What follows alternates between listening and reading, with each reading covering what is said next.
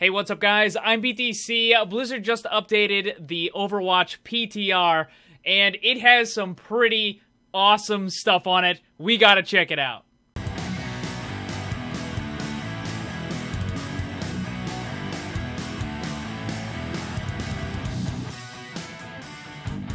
So without a doubt, the biggest thing that they added to the PTR was the new assault map, the Horizon Lunar Colony. And I gotta tell you guys, I messed around on that map already for a little bit, and it is really cool. One of the best, coolest looking maps that they've ever designed. And I really like the new design philosophy that they're going with for these assault maps. I know a lot of times people hear assault maps and they think Hanamura and that choke point and they just kind of cringe.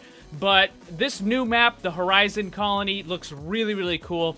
I already made a video talking a little bit about it, and I'm going to make some more videos doing a walkthrough and also showing off some gameplay. So if you're new to the channel, first of all, welcome and thanks for stopping by, but also make sure you subscribe because when I put out all these other videos, you're not going to want to miss them, so subscribe and hit that bell. Now let's go into some of the other patch notes. First of all, new legendary skins, well, they're not really new. The Oni Genji and the Officer Diva skins have been added to the classic loot boxes. So if you weren't able to get them during the promotional event, you can now get them out of the classic loot boxes. And I'm guessing this means that you can probably also buy them with your credits as well. Moving on to custom games and the game browser, player gravity and projectile gravity can now be modified. Knockback magnitude can now be modified on any weapons or abilities that have a knockback effect, and jump height can also be modified. And now on to the really cool stuff, the hero updates. McCree finally getting a buff. Deadeye. Targets now begin locking on after 0.2 seconds instead of 0.8 seconds.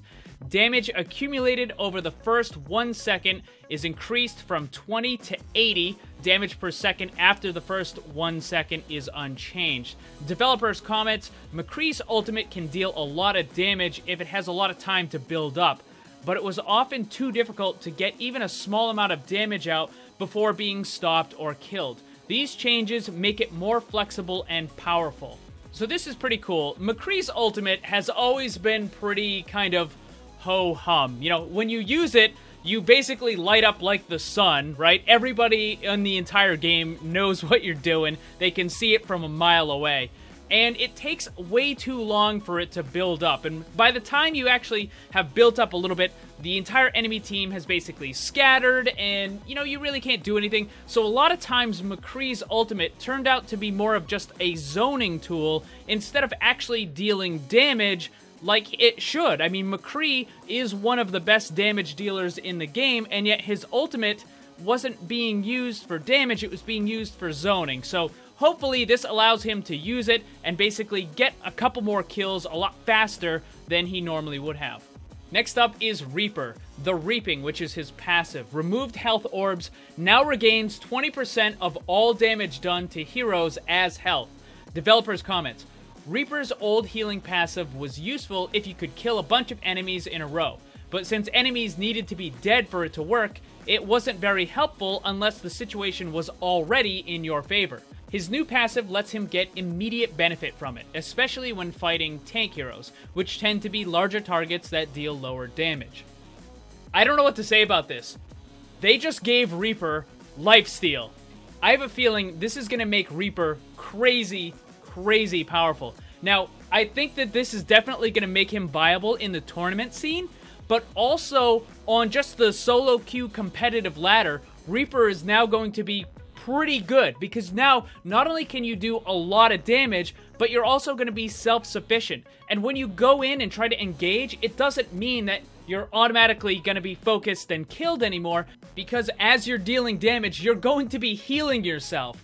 That is just crazy. I think really good Reaper players are going to absolutely destroy with this new passive. Alright, so next up is Roadhog. Head hitbox size reduced by 20%. Scrap gun, bullet damage decreased by 33%. Fire rate increased by 30%. And clip size increased from 4 to 5. Developer comments, Roadhog's head was abnormally large compared to similar sized characters, so we're reducing its size to increase his survivability. The scrap gun changes reduce the power of his hook combo and alternate fire burst damage potential while still keeping his DPS roughly the same. So basically he does less damage per shot, but now he can shoot faster and he has more ammo in his clip. This is actually going to be a pretty significant nerf to Roadhog. The main reason is that one of Roadhog's really defining characteristics, the thing that makes him actually good, is the fact that he can hook somebody and then just kill them. So if you remove that, then he's a lot worse, like way, way worse. I'm not saying he's completely garbage, but it definitely means that this is going to make him significantly weaker. So there you have it, guys. A buff for McCree and Reaper and a nerf for Roadhog. What do you guys think about all this? Let me know down in the comments below. Also, don't forget to check out my Discord server where you can join the community and find other players to group with. The link for that is in the description. Thank you for watching. Hit that like button. And remember, always blame the controller because it's never your fault. Also, special thanks to all my Patreon supporters for helping to make this all possible. If you'd like to see what kind of cool rewards you can get for supporting the channel, check the links on screen and down below.